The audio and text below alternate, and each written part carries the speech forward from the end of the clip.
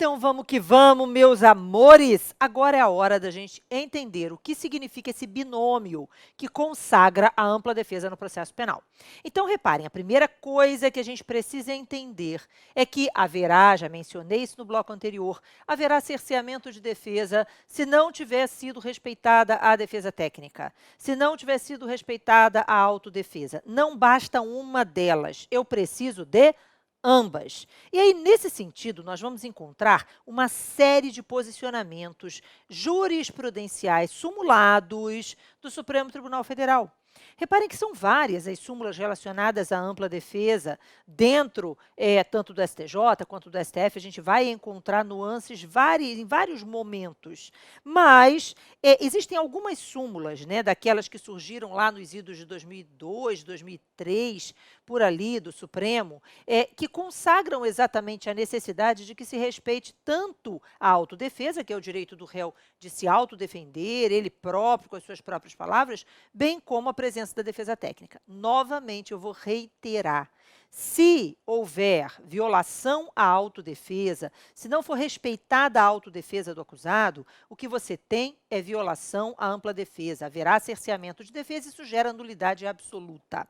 Da mesma forma, se não for respeitada a defesa técnica, ou seja, se não tiver sido garantido ao acusado a presença de um advogado, o que você tem é nulidade por cerceamento de defesa. Então, dá na mesma, eu preciso necessariamente de que o binômio esteja consagrado. Então, vamos novamente colocar aqui, olha, se eu tiver que caracterizar ou consagrar a ampla defesa, ou definir a ampla defesa, ela tem no processo penal um conceito estanque, que depende da satisfação da autodefesa e é uma conjunção aditiva, então aqui é um mais a defesa técnica.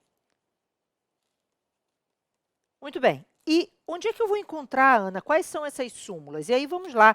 Existem aqui algumas súmulas do STF, em especial, vamos verificar a súmula 705, todas, veja, posteriores à Constituição de 88. Depois nós vamos conversar sobre a súmula 523 do STF. Ela está valendo? Sim, ela está valendo, mas ela vai ter aqui uma ponderação, digamos assim. Nós vamos ter que reanalisar essa súmula 523, porque é uma súmula muito antiga.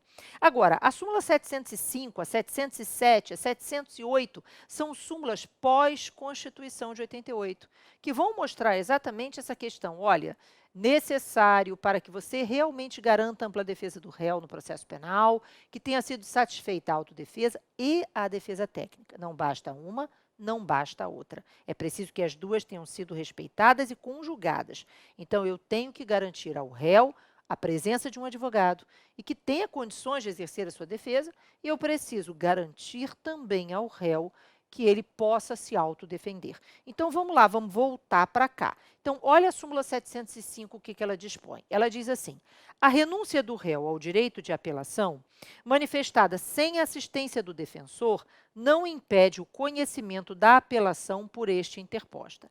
Vamos tentar entender o que nós estamos considerando ou indicando com a súmula 705. Então, reparem, imagine que você fosse o réu, e essa é uma estratégia ótima para que você possa identificar os institutos e entender como aplicá-los no processo penal, principalmente os princípios e garantias fundamentais.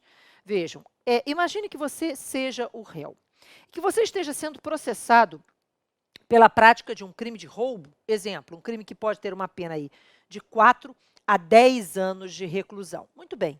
E aí, reparem, necessariamente no roubo, se você for condenado, lhe será imposta uma pena privativa de liberdade, certo?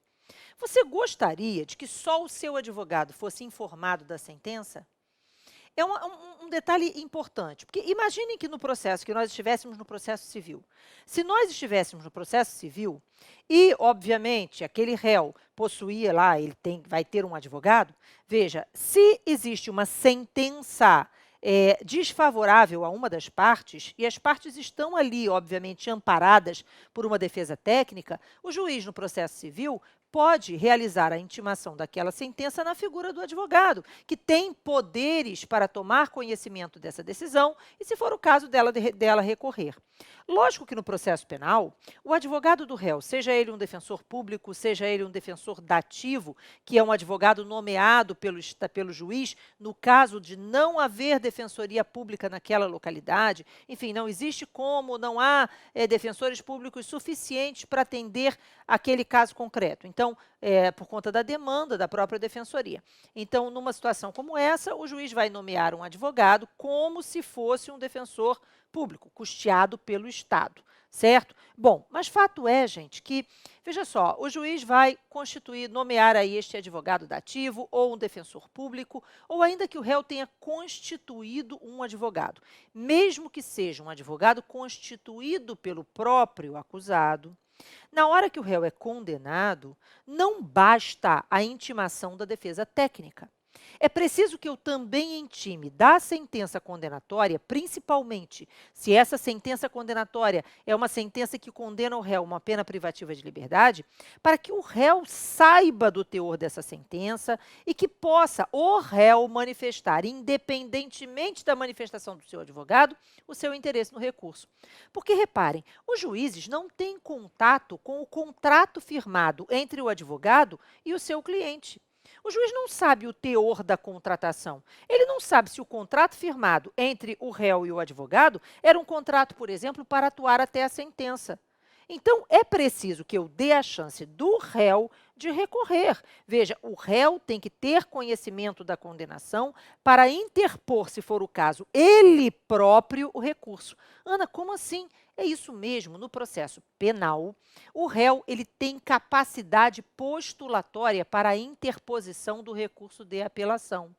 Isso é por um motivo muito simples. Quem vai para a carceragem não é o advogado, é ele. Então, ele tem que ter a possibilidade de recorrer caso o advogado não o faça. Então, quando o réu é condenado, gente, necessariamente devem ser intimados da sentença condenatória o réu e o advogado. Por quê? Porque eu só consigo satisfazer a ampla defesa se eu tiver garantido a autodefesa e a defesa técnica. Então, quando é proferida uma sentença condenatória, o juiz vai determinar a intimação.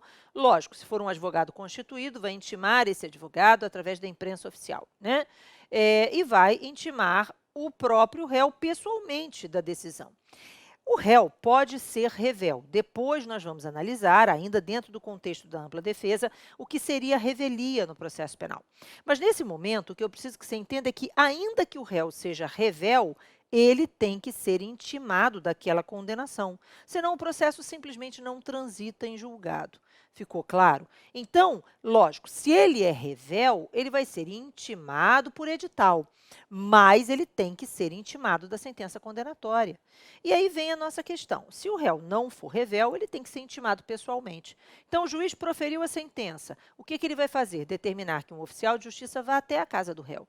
E aí o oficial de justiça chega lá e bate na porta, toca a campainha, o réu atende, o oficial vai virar para o réu e vai dizer assim: o senhor sabe ler? Ah, sim, ótimo. Então, por favor, leia aqui a sentença. Tá? Então, quero intimá-lo da sentença e tal, por favor, gostaria que o senhor lesse a sentença. E aí vai apresentar ao réu um termo de recurso. E vai perguntar: olha, o senhor entendeu? Ah, o senhor não sabe ler? Então, vai fazer a leitura da sentença e vai dizer: olha, o senhor não quer recorrer? Tem aqui um termo de recurso. Se o senhor quiser recorrer, é só marcar um X aqui no sim. É o recurso por termo nos autos. É o próprio réu recorrendo da decisão. Então, na hora em que o juiz prolata a sentença condenatória, são intimados tanto o réu quanto o seu advogado. Ambos são intimados da decisão. E aí, veja, o réu ele pode se manifestar em torno do recurso, se ele quer recorrer ou não, e o advogado pode interpor o recurso ou não. Se o réu marca um sim naquele termo de recurso lá, beleza, o réu já interpôs o recurso. E depois o advogado vai ser intimado para apresentar as razões recursais. Agora, se o réu disser: não, eu não quero recorrer, aí vai surgir uma dúvida. Espera aí, se o réu se manifestou contrariamente ao recurso, o advogado pode recorrer e ainda assim o recurso vai ser conhecido? Ou seja, se houver divergência de vontades, o réu quer recorrer e o advogado entende que não tem porquê. Ou o contrário, o réu não quer recorrer, por incrível que pareça, isso hoje é muito comum, viu? Às vezes o réu, ele está preso e aí dentro da carceragem, às vezes ele se converte a uma religião, mete na cabeça que ele tem que cumprir a pena, olha só, e aí ele chega e diz, eu não quero recorrer, eu quero cumprir a pena e tal, mas o advogado vai lá e recorre. Numa situação como essa, em que há divergência de vontades entre a autodefesa e a defesa técnica, o que deve prevalecer? É isso que essa súmula 705 está tentando resolver para a gente. A súmula 705 está dizendo o seguinte, prevalece a vontade de quem quer o recurso. Não importa se é a autodefesa, não importa se é a defesa técnica. O Estado vai resguardar a liberdade do réu ainda que ele não queira. Então, se o réu não quer recorrer, mas o advogado vai lá e interpõe o recurso vai ser admitido da mesma forma e vice-versa, do mesmo jeito, ok? Então, é isso que está na súmula 705. Vamos olhar de novo? A súmula diz assim, a renúncia do réu ao direito de apelação, manifestada sem a assistência do advogado, não impede o conhecimento da apelação interposta pelo advogado. Então, ou seja, prevalece a vontade de quem quer o recurso. E essa discussão, gente, hoje é uma discussão absolutamente clara na cabeça do processo penal, né? E por quê? Porque, por muito tempo, houve uma discussão sobre se seria razoável o interpor o recurso, que o advogado interpusesse um recurso, no caso de uma eventual declaração de nulidade, se seria possível reformar a decisão para pior, e hoje está mais do que consagrado, mais do que batido na tecla, de que quando o réu recorre, seja ele próprio, seja através do advogado, a situação dele não pode ser prejudicada pelo seu próprio recurso, nem pelo próprio tribunal, nem por uma eventual instância inferior na hipótese de uma declaração de nulidade. Então, na verdade, está proibida a reformácia em pégios direta, está proibida a reformácia em pégios indireta, não, quando somente o réu recorre, ele não pode ser prejudicado pelo seu próprio recurso. Então, isso é mais do que justificativa para demonstrar, vamos incentivar o recurso do acusado. Então, o réu, ele querendo recorrer ou não, o recurso da defesa, uma vez interposto, vai ser admitido, ok? E da mesma forma, se o advogado não recorre, mas o réu manifesta sua intenção de recorrer, o recurso do réu também será admitido. Isso é uma forma de consagrar a ampla defesa no seu binômio. E não é só a súmula 705. Vamos olhar a outra súmula, olha só, presta atenção à súmula 708. Tá? Vamos pular 707 por enquanto. Na súmula 708 está escrito, olha, é nulo o julgamento da apelação se, após a manifestação nos autos da renúncia do único defensor, o réu não foi previamente intimado para constituir outro. Então, exemplo, imagine a seguinte situação, porque no processo penal, o réu ele pode desistir do recurso interposto. Então, o réu já recorreu diretamente, ele próprio ou através do seu advogado, e aí ele interpôs o recurso, mas, veja só, depois o advogado vai lá e desiste do recurso que foi interposto. Nesse caso, essa desistência pode ser acatada pelo tribunal sem saber se o réu quer prosseguir com o recurso ou não? Não. Então, se o advogado desistiu, o réu tem que ser intimado pessoalmente para dizer se vai querer constituir um outro advogado e prosseguir com o recurso conforme já interposto. Entendido? Então, ou seja, tanto a interposição do recurso quanto a desistência dependem tanto da autodefesa quanto da defesa técnica. E isso faz a coisa ficar muito engraçada, porque reparem que no processo penal, se você for pensar nos prazos para a interposição da apelação, a apelação, em regra, tem que ser interposta dentro do prazo de 5 dias. Mas como é que eu conto esses 5 dias se o réu pode recorrer e o advogado também pode recorrer? E aí, o réu tem 5 dias da data em que ele, réu, for intimado. Então, o oficial de justiça bateu na porta do réu, deu a sentença para o réu, perguntou se ele quer recorrer, imagine que ele diga assim, não, eu quero pensar. O oficial de justiça vai orientar, olha, você tem então 5 dias, qualquer coisa comparece no cartório e assina o termo de recurso. Tranquilo? Então, o réu tem 5 dias da data em que ele, réu, foi intimado. E o advogado vai ter 5 dias da data em que ele, advogado, tiver sido intimado. Ok? Então, são, na verdade, 2 prazos para a defesa, né? 5 dias para o réu, 5 dias para o advogado. Ana, o réu já foi intimado, o advogado ainda não. Então, nesse caso, se o réu não recorrer dentro dos 5 dias, o advogado ainda assim poderá recorrer? Bom, o prazo do advogado é de 5 dias da data em que ele próprio, advogado, tiver sido intimado.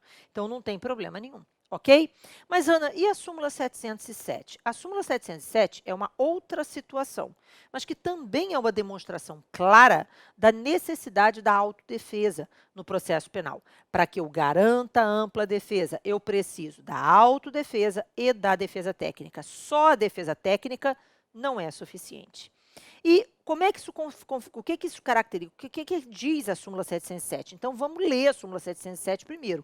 Então, ela diz assim, constitui nulidade a falta de intimação do denunciado para oferecer contrarrazões ao recurso interposto da rejeição da denúncia, não a suprimindo a nomeação do defensor dativo. Então, vamos tentar entender o que é isso. Vamos voltar para cá, para aquele nosso gráfico, né, que é o rito comum, o rito ordinário, o rito sumário, que a gente viu nos blocos anteriores.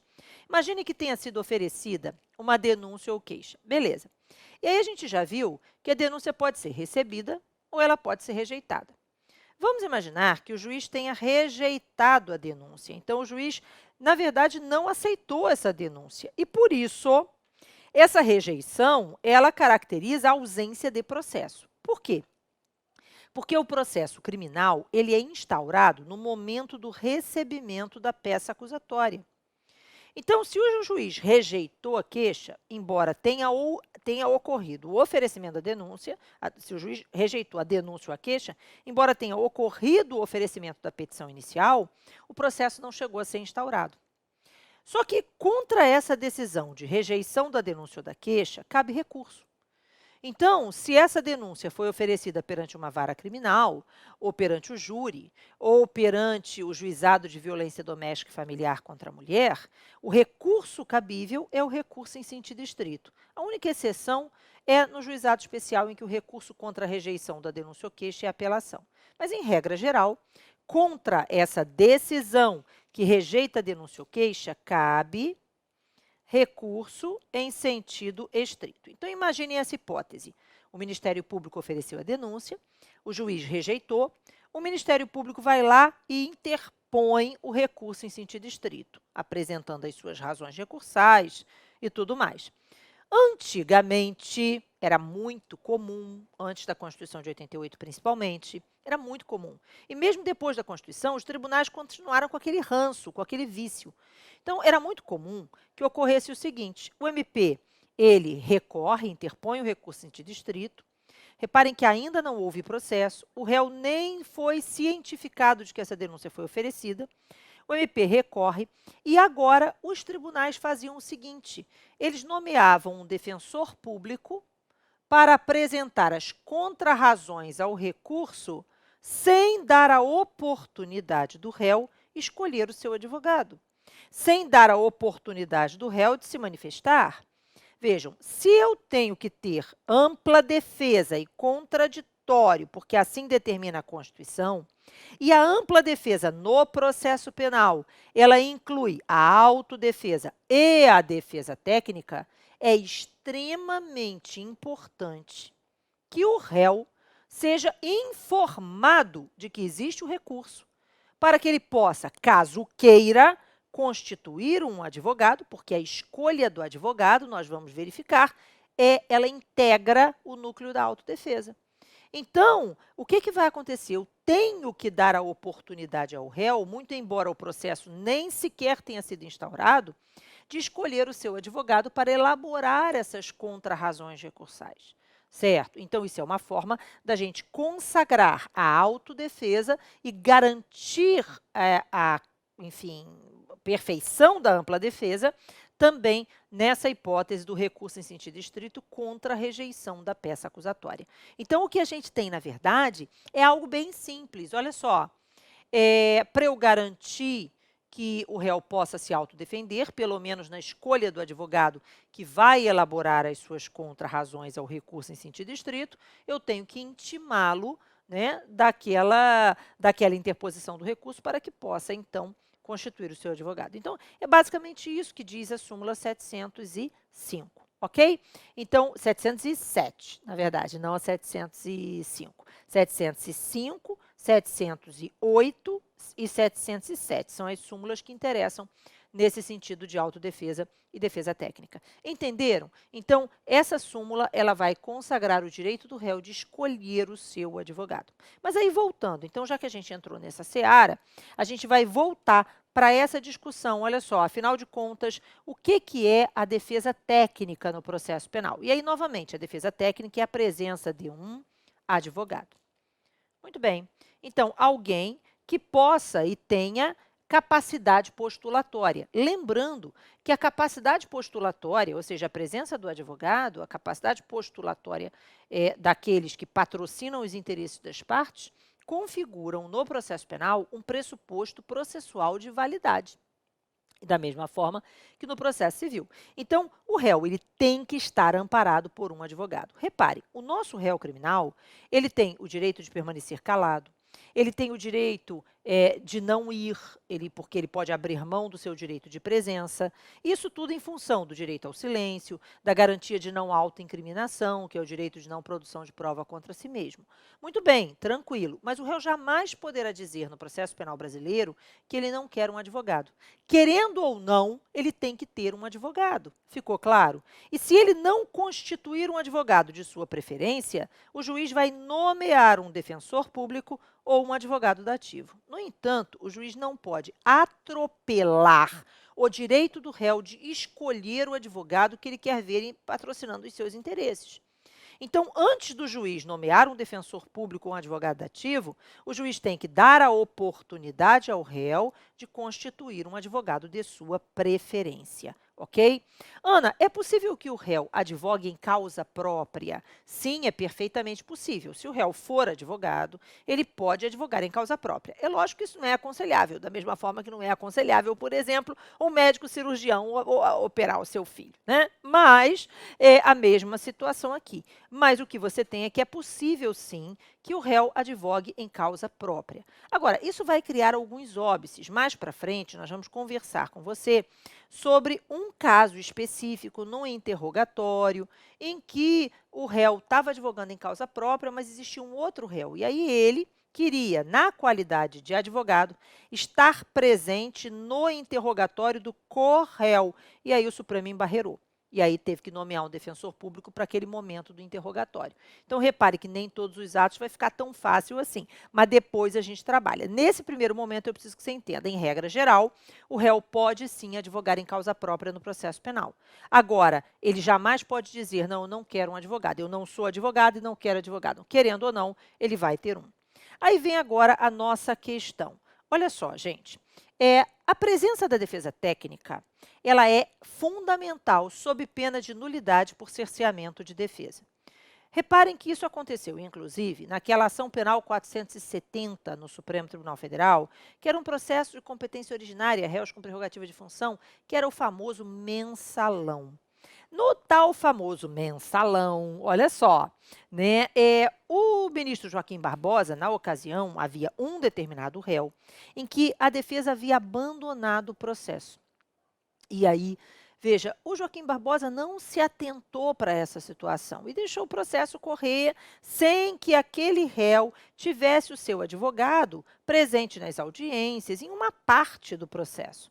E aí, quando chegou lá no final, na hora do julgamento da ação penal 470, veja, foi questionada a hipótese. Olha só, mas o fulano de tal tem vários atos aqui em que ele não estava amparado por advogado. E aí o Joaquim Barbosa, mas não teve prejuízo? Mas não sei o quê. Não, os ministros declararam a nulidade em relação a esse réu. E o processo foi declarado nulo. Por quê? Porque o réu permaneceu sem advogado durante uma fase do procedimento, ok? Então, o que você tem que entender é que a falta de advogado gera nulidade absoluta por cerceamento de defesa. O problema é que a gente tem uma súmula do Supremo Tribunal Federal, que é a súmula 523 do STF. Vamos olhar aqui, olha, a súmula 523 do Supremo Tribunal Federal. Olha o que ela diz. No processo penal, a falta da defesa constitui nulidade absoluta, mas a sua deficiência só o anulará se houver prova do prejuízo para o acusado. Então, essa súmula 523 é uma súmula bem antiga, gente. E você tem que ter cuidado aqui com essa questão do que caracteriza ou não esse prejuízo. Então, num primeiro momento, realmente, a falta de advogado gera nulidade absoluta. Mas e se você está diante de uma hipótese em que o advogado não correspondeu às expectativas? E o que seria essa questão da defesa efetiva? Parte da doutrina, grande parte da doutrina, diz o seguinte, que não basta a presença de um advogado, que não é apenas a figura de um número da OAB, é preciso que este advogado tenha condições de exercer uma defesa técnica efetiva. E, Ana, o que seria essa defesa técnica efetiva que é sustentada por parte da doutrina? Vamos imaginar a seguinte hipótese fática. Imagine que você tenha uma determinada situação em que o réu, na hora lá do processo, na hora da audiência, ele está sem advogado. Então, o advogado não apareceu, não tem advogado e tudo mais. E aí, o que acontece? O juiz vai, provavelmente, determinar que o oficial de justiça vá até o corredor do fórum e procure um advogado para que ele nomeie esse advogado como advogado dativo. Entenderam? E aí, imagine que o oficial de justiça encontre um único advogado disponível no corredor do fórum nesse dia, e esse advogado chega para o oficial de justiça e diz assim, olha, eu nunca advoguei na esfera penal, não sei absolutamente nada, eu só advogo na área trabalhista. Olha só, se esse advogado está dizendo que ele não tem condição, porque ele não tem prática, porque ele não tem um conhecimento mínimo necessário a exercer a defesa técnica do cliente, é lógico que nomear esse advogado para esse ato vai caracterizar cerceamento de defesa. Veja, a doutrina vai dizer assim, a defesa técnica não é uma defesa técnica efetiva. Só que a gente não pode confundir defesa técnica efetiva com defesa técnica eficaz. Ninguém está dizendo que o advogado tem que conseguir a absolvição do cliente ou que tem que conseguir uma pena mínima para o cliente. Não! Nós estamos dizendo que tem que ser um advogado que tenha um mínimo de conhecimento necessário a manusear os instrumentos necessários ao processo criminal. O mínimo, entenderam? Então, assim, tem que ser uma defesa técnica efetiva. E nós temos inúmeros exemplos na jurisprudência, mesmo depois da súmula 523, principalmente depois da Constituição de 88 e recentemente, inclusive, mostrando o que seria a ausência de defesa técnica efetiva. E aí eu vou te dar uma hipótese, ok? Imagine que o indivíduo esteja no tribunal do júri, e isso já foi decidido pelo Supremo Tribunal Federal. E aí, veja, o tribunal do júri, o réu tem lá, né, o advogado tem 1h30, o Ministério Público tem 1h30 para se manifestar, depois a defesa tem 1h30 para se manifestar nos seus debates orais, na presença dos jurados, e em seguida o Ministério Público pode pedir réplica e a defesa, então, caso o MP peça réplica, pode pedir tréplica. Muito bem, a réplica e a tréplica elas são dispensáveis, mas é preciso que haja a apresentação nos debates orais. Aquela 1h30 pode até nem ser utilizada na íntegra, né? Mas o que acontece? Nesse exemplo que eu estou trabalhando, o que aconteceu foi o seguinte, o Ministério Público chegou, foi fazer a sua apresentação, falou lá 1h30 e tal, pedindo a condenação do réu, etc. e tal. E depois a defesa, ela disse uma frase que não durou nem 1 minuto. Olha só. E aí o Supremo declarou a nulidade desse processo, porque não houve defesa técnica efetiva. Ficou claro? E estava mais do que escancarado e demonstrado ali o prejuízo. O réu foi condenado, não houve uma sustentação oral, não houve uma sustentação das teses defensivas. Ainda que você não abordasse todas as teses defensivas, um mínimo você espera deste advogado no plenário do tribunal do júri. E isso não foi efetivado. Só que eu tenho um exemplo muito muito melhor do que esse de defesa técnica efetiva. E aí, quando eu explicar a você esse exemplo, eu tenho certeza de que você não vai mais esquecer essa hipótese. E a gente vai começar a tratar disso na nossa próxima aula. Outro aspecto importante, eu já quero que você faça a leitura antecipada, certo? Que é o artigo 265 do Código de Processo Penal. Tá? Porque esse artigo vai ser debatido por nós, ele foi um artigo reformado no ano de 2008, e a gente vai discutir a questão da hipótese do advogado, que falta uma audiência e o juiz nomeia um outro advogado apenas para aquele ato. Se ele pode fazer isso, se ele não pode, se isso caracteriza ou não cerceamento de defesa. Sabe por quê? Porque a escolha do advogado, novamente, integra o núcleo da autodefesa. O réu tem o direito de escolher o advogado que ele quer ver patrocinando os seus interesses. Lógico, né, se o advogado aceitar a causa, tá? Mas, de qualquer forma, o juiz não pode impor um defensor público ao acusado. Mas será que tem exceção? É isso que a gente vai trabalhar discutindo o artigo 265. Um beijinho, até a próxima aula.